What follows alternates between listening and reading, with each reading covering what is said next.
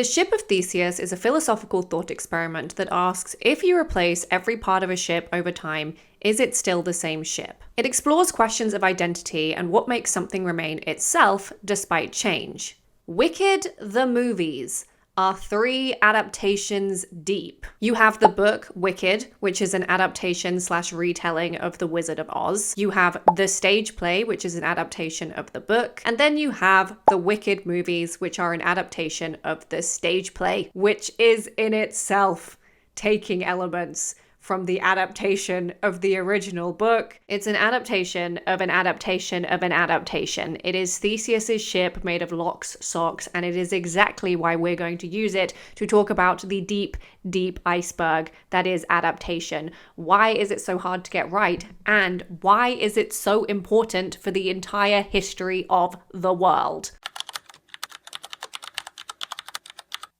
Hello, I'm Connie Glynn, best-selling writer and film enjoyer. A lesser-known fact about me is that when I was writing my debut series, I was actually studying film at university, and there was even a module on adaptation that I did not take because I am an idiot. Usually when we think of adaptation, we think of live-action remakes, and usually these are live-action remakes of books. But nothing is safe from adaptation. Video games, anime, toys, but some things seem evergreen. The period classics, for example. I feel like I can't leave my house without there being a new Austen or Bronte adaptation. And every single time something gets adapted, like the Ship of Theseus, something is lost or changed. Now, with that out of the way, did you know that Dorothy's shoes were always originally silver, not red? Part 1. Why were the shoes red? And why is that so important to adaptation? In Wicked the movie, the shoes are once again silver, as they were in the original Wizard of Oz book and the original Wicked book. Something that surprised a lot of people who are only familiar with the 1930s MGM musical version. And these shoes are the key to unlocking the power of adaptation. Trust me. In Wicked for Good, decisions have been made to alter certain plot points that were already altered from L. Frank Baum's original book. And there is one slightly controversial change that we are going to be looking at. The character that has been most consistently reworked in every version, Nessa Rose. Nessa? Hey Nessa? We're gonna strip you of all your symbolism and not make you a bitcher. Nessa Rose is the Wicked Witch of the East. In the original book, she is nothing more than an evil old hag who gets crushed by a house and has her booty stolen. In Gregory Maguire's Wicked, The Life and Times of the Wicked Witch of the West, she is reimagined as a symbol for corrupted faith. Born without arms, not paralyzed like in the musical, her father views her as a miracle after Elphaba's unholy greenness. Her father is obsessed with her as a holy gift, a divine blessing, and this upbringing makes her pious and moralistic, eventually becoming an authoritarian figure who uses religion as a means of control. Sounds an awful lot like our discussion of lawful evil villains in last week's video about how to write good villains. This shift in character also directly impacts Elphaba, who in the book is not so much a devoted, unconditionally loving sister, but continuously overshadowed by Nessa. Their relationship is complicated and deeply strained. In the original live musical, Nessa is still a complicated character, but there are significant changes. Most notably that her disability was changed to paralysis. Used to getting what she wants from a father who spoils her, she does not deal well with rejection. I mean, to be fair to her, if some fuck-ass little munchkin guy led me on because he was trying to get with another girl, I would also do terrible, evil things. Nessa in the stage musical becomes a tyrannical figure in Munchkinland, cruel to her husband and resentful of Elphaba, who she believes could fix all of her problems with magic. Ultimately, in both versions, it is clear that Nessa's issues are her own and will not be miraculously fixed by magic. In the movie musical, they have taken yet another approach to Nessa, this time in the form of villainous naivety. Nessa's sheltered upbringing makes her innocent and inexperienced to a fault, putting the burden of responsibility on Elphaba, who in turn is convinced that it is her responsibility that her sister cannot walk. Nessa is an intensely more sweet and likable character in the movies. She's trying to be more independent and therefore is cursed, like all of us, to make mistakes. Now, in all versions, one thing does remain the same. Nessa is always gifted by Elphaba a pair of magic shoes. These shoes always later become Dorothy's shoes. The very same shoes which are silver in Balm's original Wizard of Oz story. The shoe gifting is also the most significant change that the Wicked movies have made, because in both the stage version and the book of Wicked, the shoes cure Nessa, or at least compensate for her disability. In the stage musical, the shoes give her the ability to walk. In the movie, the shoes play a very different role. The decision has been made for the shoes not to give Nessa the ability to walk, but instead to give her the ability to fly. Now, considering the fact that there is such a strong focus on Elphaba learning to fly and the monkeys flying and there being an entire world-famous ballad about defying gravity, this to me makes buckets of narrative sense. Flying is a metaphor for independence and freedom and like being yourself, you know? But this choice was not only made narratively, it was made in communication with the disabled community. It was done in a conscious effort to be more respectful in this adaptation. Schwartz said in an interview, "I learned a few things from the PWD community. It was important to them that it was clear their lives would not be solved if they could just walk. And that was certainly never the message of the show, because Nessa's life is not solved, quite the opposite.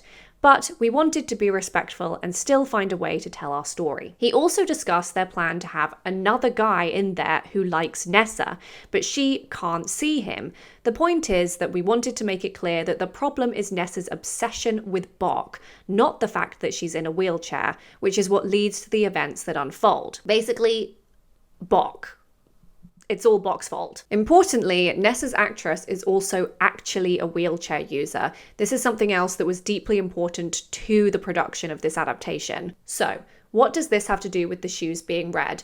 And why is it so important? I cannot stress this enough. When the MGM musical movie The Wizard of Oz came out in 1939, there was this sexy new thing called Technicolor. And what better way to show off this hot new technology than with ruby red slippers? Thus, the choice was made to turn the shoes from silver to red simply because they could. It is very distinctly a product of its time. And it's also copyrighted. Hilariously, Universal Pictures does not have the rights to use ruby red slippers in the Wicked movies. Looking at each adaptation of The Wizard of Oz, a consistent theme in all the reimaginings and retellings are products of the time in which it was made. Wicked is magical in that we have nearly 100 years of adaptations to look through, and each can tell its audience something integral about history and culture of the time, be that red shoes for Technicolor or a culture making a more consistent effort to be inclusive. Every adaptation tells a uniquely different story because it cannot help but be a reflection of the time period in which it was made, which takes us to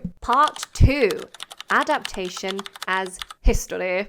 This past month, we were also blessed with a new adaptation of Frankenstein, one where the monster is played by Jacob Elordi, and he is fine shite.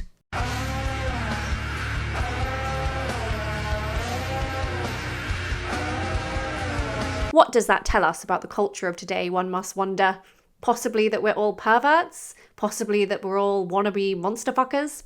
Who knows? My next one, we got phospholite from... A lot of holes. From... A lot of holes. Can I finish? If every adaptation is a product and historical lesson about the time period it was made, nothing, and I repeat, nothing hits quite like Pride and Prejudice. Yes, I did read the Pride and Prejudice variation, Pride and Paternity, in which our main character that is falling in love with Darcy is not Lizzie Bennet. It's not a gender bent Lizzie.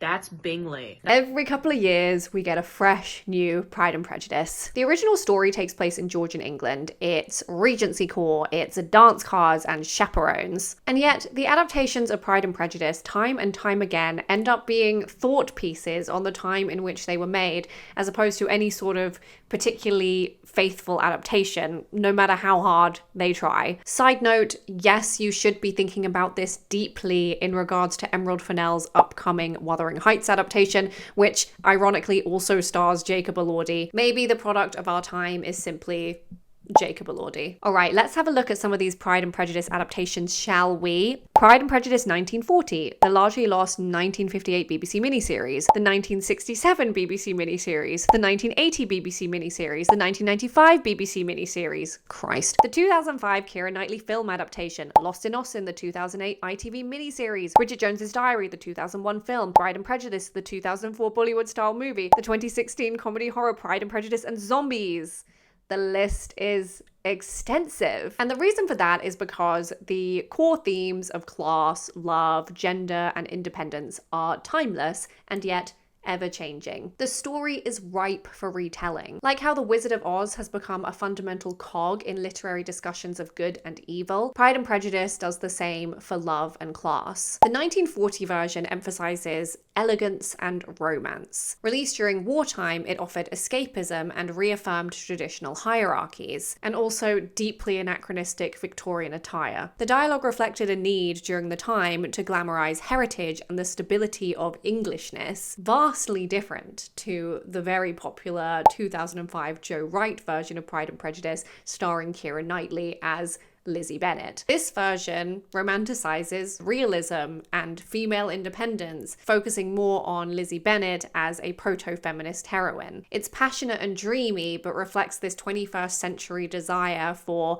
strong female characters and also a desire for cold men with hearts of gold. Honestly, you could spend years of your life studying every adaptation of Pride and Prejudice and what it says in a historical context. So what does Wicked for Good say about our culture? How will it be viewed by future literary analysts? What will it say about our time? We've come a very long way from Baum's tale of wicked witch equals bad, little white girl Dorothy equals good. Every aspect of a film adaptation of a book or previous intellectual property tells us something, from the apparatus used to make it, like with the red shoes, to the narrative changes, like with Nessa's character arc. Every change or choice, be it carefully considered or not, tells us something about its historical context. All pieces of media in this way are essentially time capsules, but adaptations allow us to compare, to see a timeline of culture and technology. Wicked for Good is such a treasure, not just because it's so fun and the music is incredible, but because it's going to be such a brilliant historical document. Another reference in a long line of adaptations and another mirror into the world we live in today. But sometimes, inevitably, adaptation can alter our perception of the original media. It can Theseus's ship too close to the sun, like how most people think the shoes are ruby red slippers. And worse yet,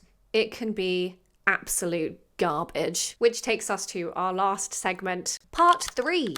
Bad versus good adaptations. Isaac Asimov, Mary Shelley's favoured nephew of the sci-fi genre, once wrote a little book called I, Robot. Some bigwigs at 20th Century Fox decided in 2004 they were going to use their rights to the movie adaptation to apply the name to an entirely different screenplay. At the time, people believed Hollywood wanted explosions, evil robots, and Will Smith. And they weren't necessarily wrong, because despite receiving mixed reviews, it was a huge international success. To this day, when people reference I, Robot, they are usually talking about the film, which has essentially nothing to do with Asimov's original book. People reference it in regards to robot equals bad, which unfortunately denies the nuance and curiosity of the short stories that it gets its name from. The only thing it really has in common is the 3 laws of robotics, which I think the film mentions at the beginning. This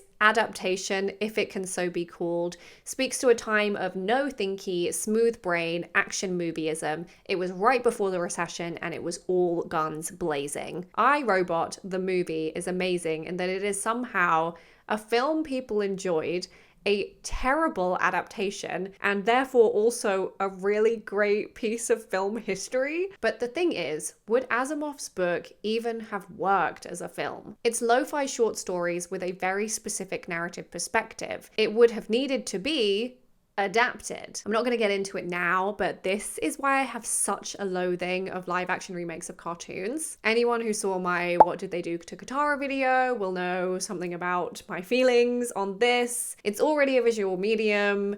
What is the point of the adaptation? Whatever, we're not getting into this. We're talking about books. There are things in books that don't work in film. For example, a first-person narrative. These are often tricky to pull off in film, which, as you know, is a visual medium. You have to decide, are you literally going to have the character narrate the movie?